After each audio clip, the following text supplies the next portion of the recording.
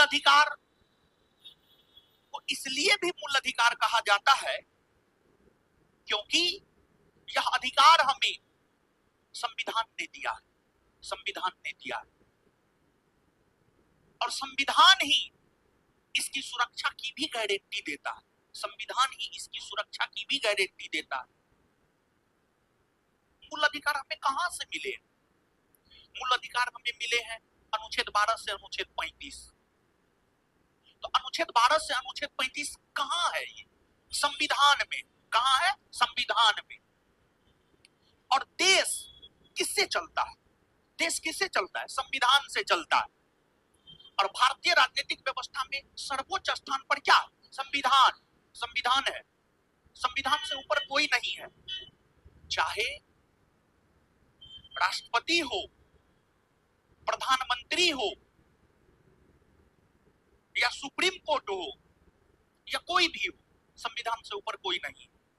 लेकिन बांग्लादेश में जो घटना हुई है, बांग्लादेश की घटना के विषय में मालूम है? बांग्लादेश में जो घटना हुई है वह घटना तो यही बतलाता है कि संविधान से ऊपर भी जनता है, संविधान से ऊपर भी जनता है। क्या हुआ है बांग्लादेश में, कुछ पता है आप? बांग्लादेश में शांत रहिए, शांत रहिए, शांत रहिए, थोड़ा थामिए। बांग्लादेश में हुआ ये है कि वहां पर छात्र आंदोलन हुआ, छात्र आंदोलन हुआ। बांग्लादेश में जो छात्र आंदोलन हुआ, उस आंदोलन का डिमांड था आरक्षण को समाप्त करना। बांग्लादेश की आजादी में जो लोग पार्टिसिपेट किए थे उन्हें आरक्षण दिया गया था। तो इससे हो क्या रहा था? सरकारी नौकरी में बांग्लादेश के कुछ ही लोग जा पा रहे थे, पूरे बांग्लादेश के लोग सरकारी नौकरी में शामिल नहीं हो पा रहे थे। तो आरक्षण, मेन आरक्षण को समाप्त करने को लेकर के छात्र आंदोलन हुआ बांग्लादेश में। और उस छात्र आंदोलन पर वहां की प्रधानमंत्री शेख हसीना बहुत ज्यादा ध्यान नहीं दी, लेकिन वह आंदोलन धीरे धीरे काफी व्यापक हो गया। और फिर आंदोलनकारियों को आतंकवादी, खुदगर्ज, पाकिस्तान परस्त ये सब कहा जाने लगा, प्रधानमंत्री के द्वारा ये सब कहा जाने लगा। तो आंदोलन और भी काफी व्यापक हो गया। बाद में जब प्रधानमंत्री के द्वारा जब वहां के छात्रों को अपशब्द कहा गया, तो फिर आंदोलन का मुख्य लक्ष्य बन गया कि प्रधानमंत्री शेख हसीना को इस्तीफा देना पड़ेगा। सिर्फ एक ही मांग था, एक सूत्रीय मांग था, प्रधानमंत्री शेख हसीना को इस्तीफा देना पड़ेगा। और प्रधानमंत्री शेख हसीना उस आंदोलन को काफी कड़ाई से दबाने का भरपूर प्रयास की और दबाई भी। और बांग्लादेश में काफी ज्यादा हिंसा हुआ, सैकड़ों छात्र मारे गए, सैकड़ों छात्र मारे गए, आम लोग मारे गए, बांग्लादेश के सैनिक मारे गए, और शेख हसीना के पार्टी के लोग मारे गए। लगभग कुल मिलाकर के देखिएगा तो हजारों लोग मौत के घाट उतार दिए गए हैं बांग्लादेश में।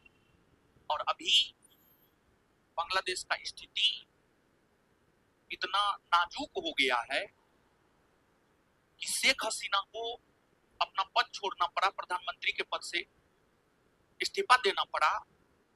और कहां वो छिपी है कोई अता पता नहीं है, लेकिन एक अनुमान है कि वो भारत में आकर के छिपी हुई है। अब सच्चाई इसमें क्या है, अभी तक भारत सरकार इसका कोई खंडन नहीं किया है, भारत सरकार इसका कोई खंडन नहीं किया है। तो ये कह देना कि भारत में ही है, ये सही नहीं है। और कहीं ना कहीं ये अगर भारत सरकार पुष्टि भी कर देता है तो कहीं ना कहीं संबंध पे थोड़ा इफेक्ट पड़ सकता है, अब जो भी मामला। लेकिन ये चीज तो यही ना दर्शाता है कि सबसे ऊपर जनता है। लोकतंत्र की यही तो खूबसूरती है, सबसे ऊपर जनता है। प्रधानमंत्री कार्यालय को लूट लिया गया है प्रदर्शनकारियों के द्वारा। कोई उनके घर में खरगोश लेकर के जा रहा है, कोई मछली लेकर जा रहा है, कोई बेडशीट लेकर जा रहा है, कोई उनका साड़ी लेके जा रहा है, तो कोई तकिया लेके जा रहा है। इसका असर भारतीय राजनीति पर बहुत व्यापक पड़ने जा रहा है, बहुत व्यापक पड़ने जा रहा है। देखिए एक बात जानिए, डिक्टेटरशिप सही नहीं है। छात्रों की जो मांग थी वो जायज थी और सुप्रीम कोर्ट उसको खत्म भी कर दिया, यानी बांग्लादेश का सुप्रीम कोर्ट उसको खत्म भी कर दिया, आरक्षण को समाप्त भी कर दिया। लेकिन फिर भी प्रधानमंत्री के द्वारा जो आंदोलनकारियों को अपशब्द कहा गया, ये चीज नागवार गुजरा एक प्रकार से कहिए। तो ज्यादा तानाशाही कीजिएगा तो फिर गड़बड़ तो है ही। और जो शेख हसीना है बहुत ज्यादा तानाशाह हो गई थी। देखिए ये सही बात है, बांग्लादेश अगर आर्थिक तौर पर तरक्की किया है तो उसमें शेख हसीना का बहुत बड़ा योगदान है, उनकी नीतियों का बहुत बड़ा योगदान है। बांग्लादेश की तरक्की के पीछे शेख हसीना का बहुत बड़ा योगदान है। लेकिन इसके बावजूद देखिए, जो शेख हसीना एक टाइम में बांग्लादेश की सबसे लोकप्रिय नेत्री हुआ करती थी, वो आज बांग्लादेश से चोरी छिपे भागी। तो यही होता है समय का काल चक्र। महाभारत अगर आप देखे होंगे पुराना वाला, तो उसमें एक ट्यून है, मैं समय हूं, मैं समय हूं, और समय का काल चक्र हमेशा घूमता है। तो